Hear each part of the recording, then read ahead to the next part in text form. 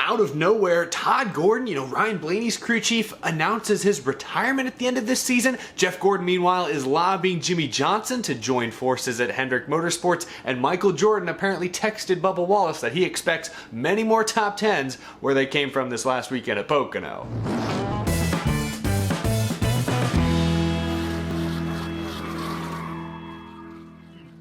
How's it going, y'all? My name is Eric and welcome to Out of the Groove. We have a lot to talk about today. As you can tell, I'm still not in my normal studio. If you've missed my past couple of episodes, I'm still on the go. I'm going to be at Road America this weekend. I can't wait for that. But then next week, I should be back in my normal Out of the Groove studio. Traveling is fun and everything, but I'm exhausted and I can't wait to be back in my comfortable editing studio where proper measures have been taken to ensure decent sound and video quality. I'm really running and gunning here. I have a couple of tripods with lights set up. This is wild. I'm literally filming this in the basement. That's why there's a bunch of wires and this lamp from I don't know what century behind me, or probably the 20th century, but I don't know what decade. Anyway, we do have a sponsor this episode. This episode is sponsored by Aleve.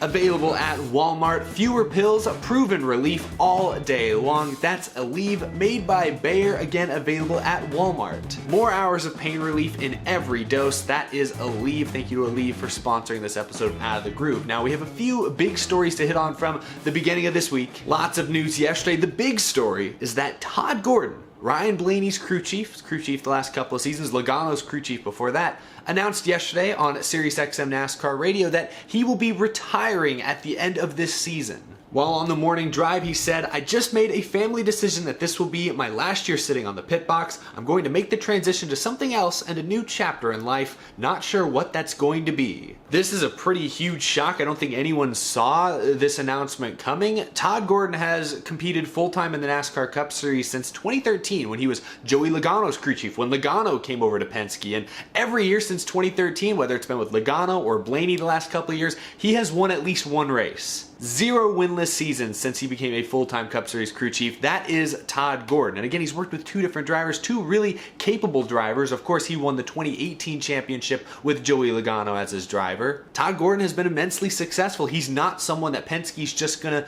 be able to replace just like that. Now, he didn't explicitly say that he's gonna retire from racing completely after this year, just from the crew chiefing aspect of it. So there's still maybe a slim chance that he stays on with Penske in some capacity, but he also said in that one quote I read you that he does not know what his plans are for next season or what he's going to be doing. Tonally, it doesn't sound like he's planning to be too heavily involved next season, but that of course could change. So assuming Todd Gordon is effectively gone, no longer with Team Penske after this season, how big of trouble is Penske in? Because not only is there a whole new car about to enter the race shop that has to be prepared for next season, but now it looks like Penske's going to be without at least 2 of their superstars. Brad Keselowski's going to Roush Fenway. He's going to take over the 6 car, or one of the cars over there is going to become a partial owner of the team. That's a done deal at this point. Now they're losing Todd Gordon, a championship crew chief? I don't want to sound too alarmist or anything like that. Team Penske still has plenty of resources. They have the support from Ford. Roger Penske heads the organization. They're going to be fine, but at least in the short term, could we see a decrease in Penske's performance? With the next gen car showing up next year, it's basically a spec car. Pretty much every team is getting the same car and trying to put a few of their own personal touches into it. NASCAR is going to be even more about the people you have than it is already. NASCAR is a people sport. If you have the best people, we've seen this time and time again, the best people typically get the best results. Money, of course, helps. Resources help a ton, but people still make a huge difference. And I'm going to guess next year, with everyone getting basically a spec chassis, that people are going to matter even more. If you have the best drivers, you have the best engineers, you have the best crew chiefs, you're likely going to get the best results on the racetrack. And Team Penske is primed to lose two stout performers from their lineup this coming offseason, and that spells trouble. You're going to replace Brad Keselowski probably with Austin Cindric. If I had to guess, it'll be Cindric moving over to that 2 car next season, most likely. Don't quote me on it entirely, but that's what I'm guessing. And Cindric's a decent enough driver, but he will be a rookie, and we've seen in recent years that rookies do not win right off the bat. It hasn't happened in many, many years. So Cindric is not going to be at Keselowski's level from the get-go. Give it a few years and perhaps he can get there. I think it's possible. But now Todd Gordon's leaving, and he's leaving only 2 years into his relationship with Ryan Blaney. They're adding a young driver, likely with Austin Cindric next year. They still have a fairly young driver in their lineup right now with Ryan Blaney. Yes, he has, he's in his 5th, 6th year of Cup Series experience now, but he's still young, and I think still his results have left maybe a little to be desired. He's, just one win a season consistently. That's good, but not great, not quite Penske standards in my opinion. When Penske shuffled all their crew chiefs around at the end of the 2019 season, they teamed Todd Gordon, perhaps the hottest crew chief in their organization at the time, with Ryan Blaney, the young up-and-coming driver that they were about to sign to a big extension. It made a ton of sense. You want to team up your most experienced crew chief, or at least your most successful recently. Paul Wolfe was also really good, but Todd Gordon won the 2018 championship. You want to pair that guy up with your young, promising superstar driver to try and get the most out of Ryan Blaney, try and teach Ryan Blaney and help get his career up off the ground quicker than it had been going at the time. So the fact that Todd Gordon's stepping away after only 2 years with Blaney, I mean, I can't imagine Roger Penske saw that coming. I can't imagine this was in the game plan for Penske and for Ryan Blaney's development going forward. So there are a lot of questions I have about this sudden announcement. Does Todd Gordon stay involved with Penske in any way? Who do they get to replace them, and how does that affect their initial performance with the next gen car next season? People are going to matter more than they have in a long time next season, and Penske's losing a really good person, a really good competitor, a really valuable asset, it sounds like, and that could spell trouble in the short term. Now let's stay on the subject of race teams and personnel and things like that. I like talking about people. Let's keep the focus on people. Some other news that came out yesterday, Jeff Gordon spoke to the media. Actually, this came out this weekend. Jeff Gordon was speaking to the media before the second Pocono race. And during that press conference, the topic of Jimmie Johnson came up. And Jeff Gordon said this about whether or not he would try to recruit Jimmie Johnson to join him at Hendrick. Obviously, Ally, one of our partners, is part of that, and Rick Hendrick is a part of that. So in some ways, yes, I don't know. We'll see. If he is ever wanting to step away from IndyCar, hey, listen, he's been a tremendous asset to us over the years. We would love to have him on board in some way. So Jeff Gordon not going out of his way to court Jimmie Johnson, but at least leaving the door open. Jeff Gordon, Jimmie Johnson, hand in hand, maybe not hand in hand. I imagine Gordon will be up here, Johnson will be like a notch or two below Gordon, but still, Jimmie Johnson and Jeff Gordon, a part of Hendrick Motorsports management going forward.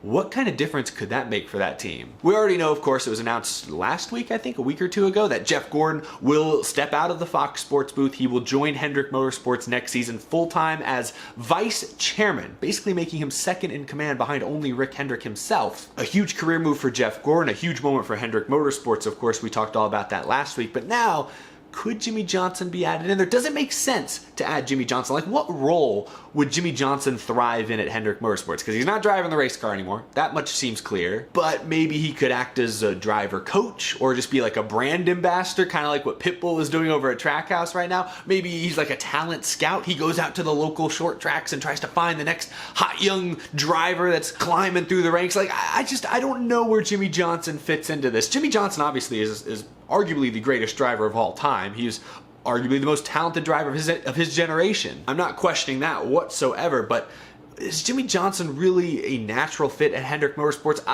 I'm not sure about that. Jeff Gordon, it makes a lot of sense. He's been involved with Hendrick Motorsports for decades. He'd already been, kind of a partial owner of the team since the late 90s. Jeff Gordon moving into an executive role at Hendrick has seemed inevitable for many years now, but I'm not sure I can say the same about Jimmie Johnson. Jeff Gordon and Jimmie Johnson, they butted heads on the racetrack from time to time. I mean, they're competitors, that makes sense. I think they'd work well together, but again, I just don't know what Jimmie Johnson's current skill set would best suit him for.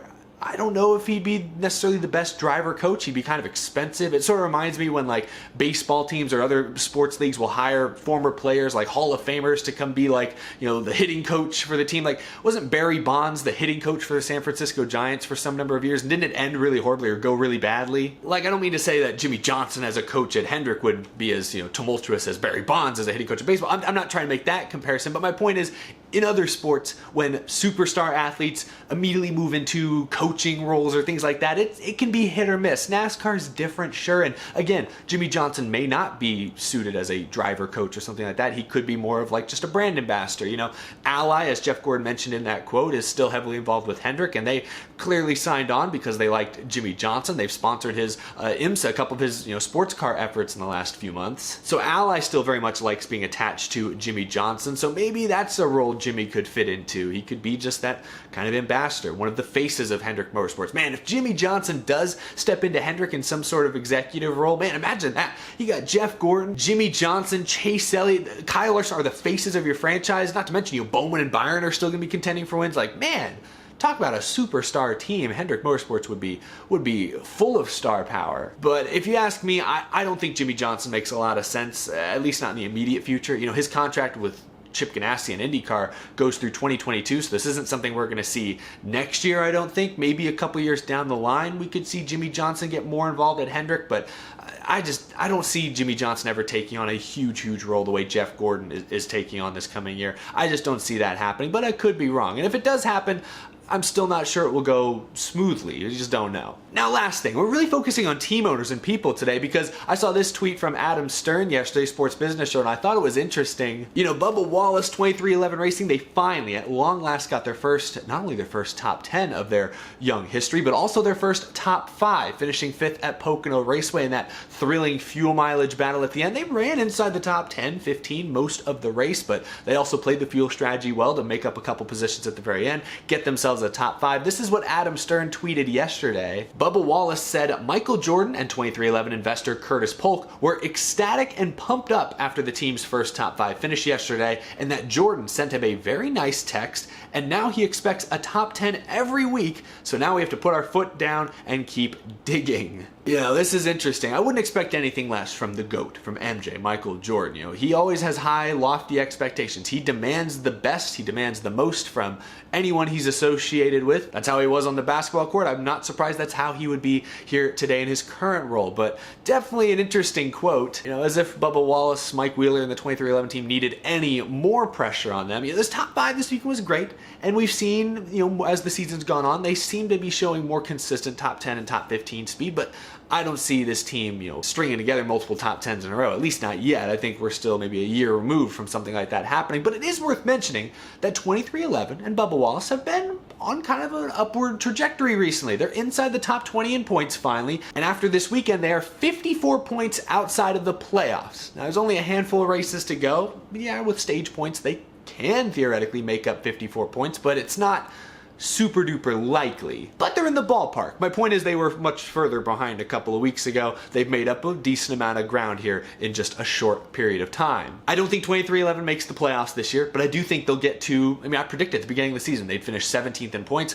I think they'll get to 17th or 18th and miss out by a spot or two. I think that's still likely what's going to happen, but as long as they continue to show this improvement and maybe they steal a win or get a couple of top 5s in the playoffs, even though they may not be in contention at that point, maybe they continue to show improvement throughout the final stretch of races, and that bleeds into 2022 when it sounds like they'll have maybe a second driver on their team, perhaps a championship contending driver like a wink wink Kurt Busch is what it sounds like is most likely. I'm getting a little distracted, but focusing again on that quote from Michael Jordan, or at least from Bubba Wallace talking about Michael Jordan. I've talked about this a lot this year, but man, the pressure that's been put on 2311 Racing, some of it beyond their control. You know, it's Bubba Wallace, Michael Jordan, Dane Hamlin, like that naturally is going to draw in a lot of media attention, but they put a lot of this pressure on themselves. You know, they're producing a Netflix documentary about their season. Michael Jordan has made comments before the year that, you know, they expect to win at some point. I don't hire losers. You know, that was his comment during that Daytona 500 pre-race show. You know, they put some of the pressure on themselves, and I feel like comments like this, I think Michael Jordan thinks these comments are like encouraging or like motivating, you know? To me, they just stress me out. Shoot, if Michael Jordan is texting me, hey, I expect more top 10s or top 5s, you better do that every single week. I feel like I'm fairly cool under pressure, but if I was getting those texts from Michael Jordan, I would be, I'd be up on the wheel, sure, but I don't think that would necessarily make me a better driver. Probably make me more prone to making mistakes, aggressive mistakes perhaps. I don't know. I just feel like Bubba Wallace doesn't need more pressure on his shoulders. I don't necessarily think he's the kind of driver who, you know, thrives under more pressure. You know, the bigger the spotlight, the bigger the moment, the better he performs. I feel like Bubba Wallace needs things to be cool, casual, consistent. Let him do his thing. He'll figure it out. He'll improve. You know, they have improved this season. I think those are the conditions Bubba Wallace will strive best under. That's just my opinion. I'm not trying to sit here and be like an armchair psychologist. That's just, after watching Bubba for a few years, I think he needs some stability, some consistency, not, you know, heaps and heaps and heaps of pressure. I just don't think that's doing him a whole lot of good right now. Either way, I thought that quote was super duper interesting. That's all I wanted to talk about in today's episode of Out of the Groove. Thank you all so much for tuning in. As always, a huge thank you to my amazing Patreon supporters. I couldn't do the show without your incredible support, so I greatly, greatly appreciate it. Can't wait to get back in my studio next week so I can continue to churn these out of the grooves out with, I hope that air conditioning in the other room, or like the air conditioning unit is right there, the vent is right. I hope that's not coming through on the microphone. So hopefully I'm able to get back to my studio very, very soon. I really appreciate the support though. I'm sorry, I don't mean to dwell on these things, but like video quality, audio quality, all that stuff is really, really important to me. So when little things like that go wrong, it like messes with my head. I'm sorry, so I apologize. I don't mean to dwell on that or anything, but thank you guys so much for watching. I can't wait to see you all out at Road America here in just a few short days. Have a great rest of your day, y'all. I will see you again later this week.